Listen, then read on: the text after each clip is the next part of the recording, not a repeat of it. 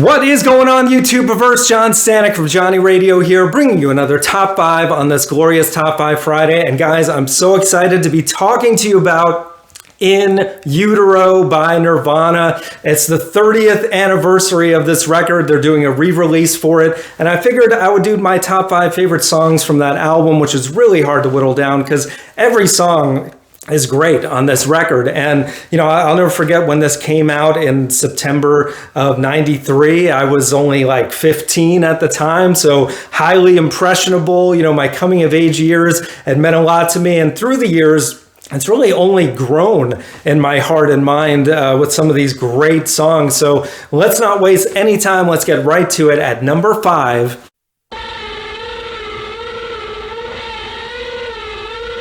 Radio-friendly unit shifter.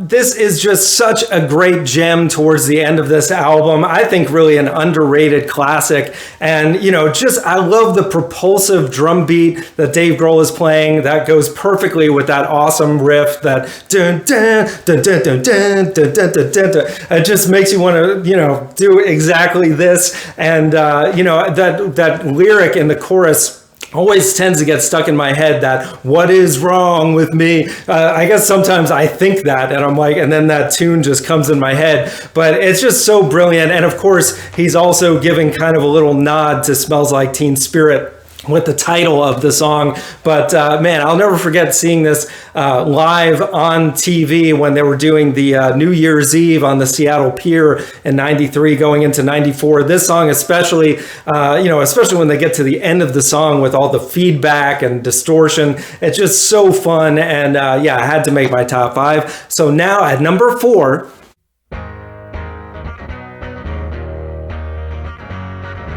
Rape Me. Gotta have this song in your top 5. I mean, come on, it's so amazing. And man, I remember when this came out, this was like, whoa, this is like taboo stuff we're talking about here. And, you know, just when it climaxes with Kurt and Dave screaming rape me back and forth, you know, my 15-year-old mind was very pleased. But also, I mean, obviously, this song got taken the wrong way by some people, and Kurt actually had to come out afterwards and say, like, to all our, like, idiot hillbilly fans, we're not, you know, promoting rape. It's the opposite. Like, hello.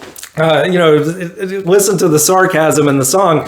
And also, you know, it can work on multiple different levels, like how the music industry is raping the artists and all those sort of different things. But it's just such a fun song, really, when you break it down. It's got kind of a similar riff, again, to Smells Like Teen Spirit, like that 4-chord riff, but it's like, you know, Nirvana doing what they do best, that soft, loud dynamic with a little bit of craziness. So you gotta love it, man. And that's just my number 4. So now at number 3. I'm not like them, that can be town. Dumb. Another acoustic ballad that is just, I think, up there with some of their best. Of course, it translated so well later to MTV Unplugged, but, you know, and of course the cello being thrown in there gives it that kind of a little bit of sadness. But man, I just, lyrically, what he's doing on this song is so brilliant, especially when he says on the second verse, my heart is broke, but I have some glue. And, you know, just, I think I'm dumb, but maybe just happy. Who cannot relate to that, you know? And it's just, Kurt, I mean, such a way with words. There will never be another songwriter like him. And this is just one of those songs. It's an absolute classic. So you've got to have it high on your list. So that's just my number 3. Now at number 2.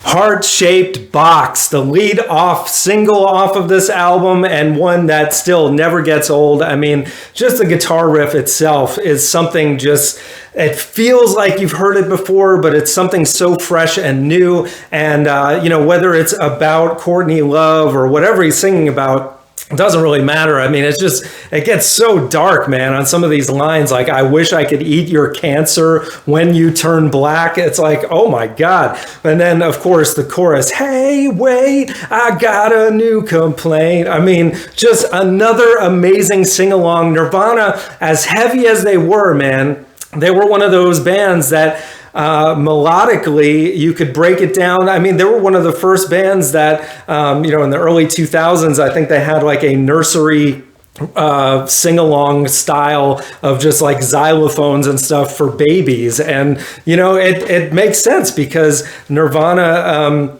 that was one of the pillars of their success, was that they were heavy, yes, and very punk rock, but also melodically more along the lines of the Beatles and stuff that is you're just always going to want to sing along to. And this is one of those, and that's just my number 2. So now at number 1.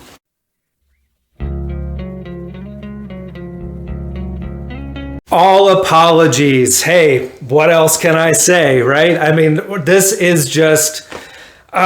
it's my favorite Nirvana song, and that's really saying something, because I mean, just everything off of Nevermind is incredible. In Utero, though, is right up there, and this, I think, is just one of the greatest closing tracks of all time. Again, a guitar riff that's just so kind of awkward and strange, but it's just so catchy and gets stuck in your head right away as soon as you hear that little riff. And really difficult to actually play and sing that song at the same time, might I add. But man, the ending, when it just builds up and they keep singing that mantra, all in all is all we are. I don't even know what the hell that means, but it just feels like it means something profound and important. And I'm sure it did to Kurt.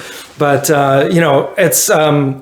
it's just a testament to how good this band was and how great this album is, that this song, it hits you like in the heart, man, and in the gut, especially after the tragic passing just months after, this album came out, really.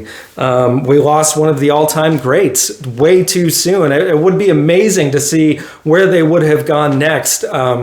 Because, I mean, just amazing talent. And, of course, the silver lining is we do have the Foo Fighters, which, in my opinion, will never measure up to Nirvana. But it is great that all these guys continue to do music in some capacity. But, man, In Utero, what an album. So that's my list, guys.